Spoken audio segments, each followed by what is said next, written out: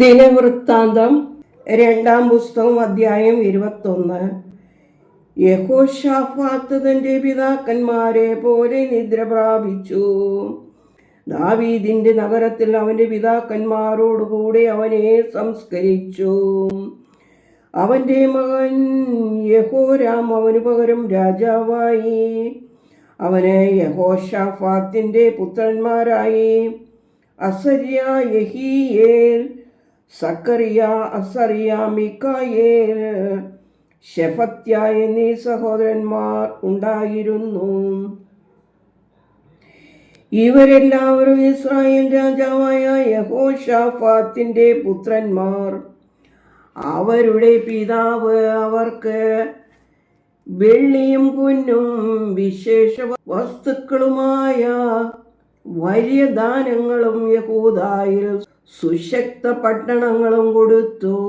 Jehoram ആദിജാതനാകയാൽ രാജ്യത്വം അവന് കൊടുത്തു.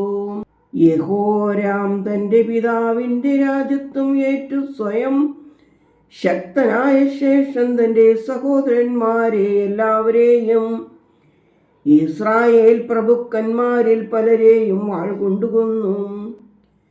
യഹോരാം വാഴ്ച തുടങ്ങിയപ്പോൾ അവന് 32 വയസ്സായിരുന്നു. അവൻ 8 സംവത്സരം യെരൂശലേമിൽ വാണു. ആഹാബ് ഗൃഹം ചെയ്തതുപോലെ അവൻ ഇസ്രായേൽ രാജാക്കന്മാരുടെ വഴിയിൽ നടന്നു. ആഹാബിന്റെ സഹോദരിയായിരുന്നു അവന്റെ ഭാര്യ. അവൻ ദൈവത്തിന് അപ്രിയമായതു ചെയ്തു.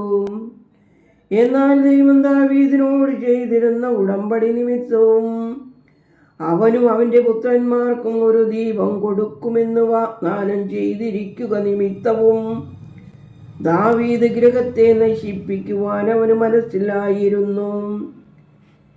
അവന്റെ കാലത്തും ഏദോം യഹൂദായുടെ മേലാധികാരത്തോട് മത്സരിച്ചു തങ്ങൾക്കൊരു രാജാവിനെ വാഴിച്ചു. യഹോരാം തന്റെ പ്രഭുക്കന്മാരോടും രഥങ്ങളോടും കൂടെ ചെന്ന് രാത്രിയിൽ തന്നെ വളഞ്ഞിരിക്കുന്ന ഏദോമ്യരെയും തേരാളികളെയും തോൽപ്പിച്ചു കളഞ്ഞു. ഏദോം ഇന്നുവരെ യഹൂദയുടെ മേലാധികാരത്തോട് മത്സരിച്ചു നിൽക്കുന്നു. അവൻ തന്റെ പിതാക്കന്മാരുടെ ദൈവമായ കർത്താവിനെ ഉപേക്ഷിച്ചതുകൊണ്ട് ആ കാലത്ത് തന്നെ ലെബാനോനും അവന്റെ മേലാധികാരത്തോട് മത്സരിച്ചു.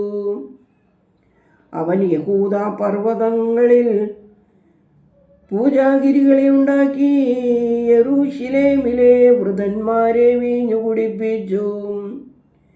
യഹൂദയെ വഴിതെറ്റിച്ചു. അവന് ഏലീയ പ്രവാചകന്റെ ഒരു എഴുത്ത് വന്നതെന്തെന്നാൽ, നിന്റെ പിതാവായ ദാവീദിന്റെ ദൈവമായ കർത്താവ് ഇപ്രകാരം അരുളി ചെയ്യുന്നു,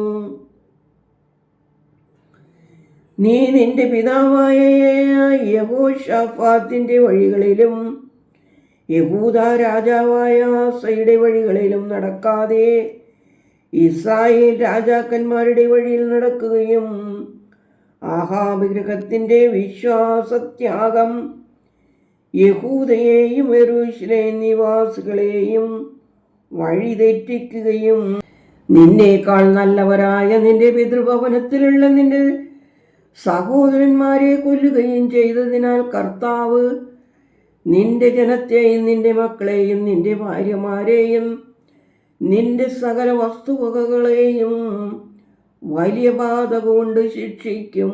നിനക്കോ നിന്റെ കുടൽ കാലക്രമേണ പുറത്തു ചാടും വരെ കുടലിൽ വ്യാധി പിടിച്ച് കഠിന രോഗമുണ്ടാകും. വളരെ ആണ്ടുകൾ നീ ദുരിതത്തിൽ ആയിരിക്കും. ദൈവം ഫെലിസ്ത്യരുടെയും എത്യോപ്യരുടെയും സമീപത്തുള്ള അറബികളുടെയും മനസ്സ് യഹോരാമിന്റെ നേരെ ഉണർത്തും. അവർ യഹൂദയിലേക്ക് വന്ന് അതിനെ ആക്രമിച്ച് രാജഗൃഹത്തിൽ കണ്ട സർവവും അവന്റെ പുത്രന്മാരെയും അവന്റെ ഭാര്യമാരെയും അപഹരിച്ചു കൊണ്ടുപോകും. അവൻ്റെ ഇളയ മകനായ അഹസ്യായല്ലാതെ ഒരു മകനും അവന് ശേഷിക്കുകയില്ല. ഇതെല്ലാം കഴിഞ്ഞ് കർത്താവ് അവനെ കുടലിൽ പൊറുക്കാത്ത വ്യാധി ബാധിപ്പിക്കും. അവന് സൗഖ്യമുണ്ടാകുകയില്ല. പ്രവാചകവചനം പോലെ 2 സംവത്സരം കഴിഞ്ഞ് അവൻ്റെ കുടൽ പുറത്തു ചാടി. അവൻ കഠിന വ്യാധിയാൽ മരിച്ചു. അവൻ്റെ ജനം അവൻ്റെ പിതാക്കന്മാർക്ക് അർപ്പിച്ച ബഹുമാനം പോലെ അവന് ബഹുമാനം അർപ്പിച്ചില്ല. അവൻ വാഴ്ച തുടങ്ങിയപ്പോൾ അവന് 32 വയസ്സായിരുന്നു. അവൻ 8 സംവത്സരം യെരൂശലേമിൽ വാണു.